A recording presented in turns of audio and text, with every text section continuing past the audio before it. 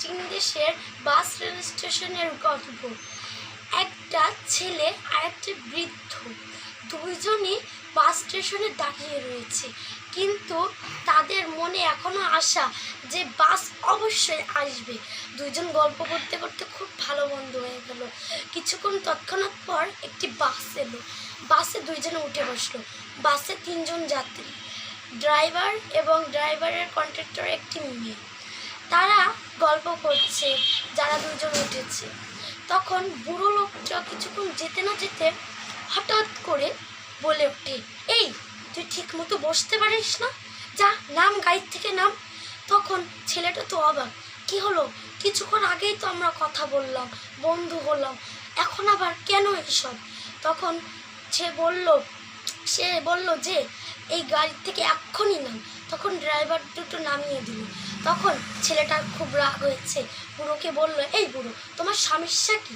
তুমি আমাকে নামালে কেন? আমি তো তখন চলে যেতে পারতাম বাড়ি।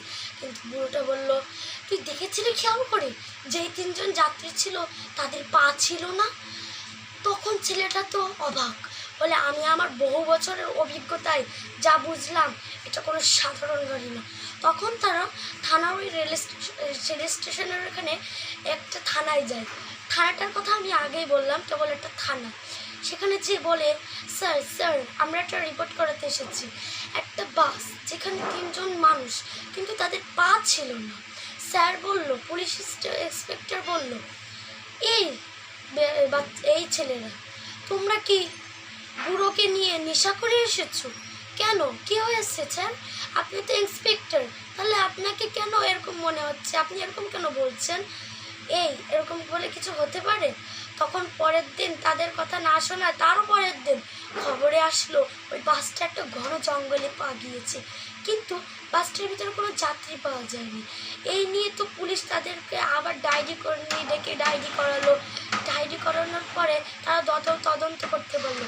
এইটাই একটা চীনের ভয়ঙ্কর ঘটনা, কিন্তু তারপরেও কখনো তাদেরকে দেখা যায়নি। এটাই আমার এই ঘটনা।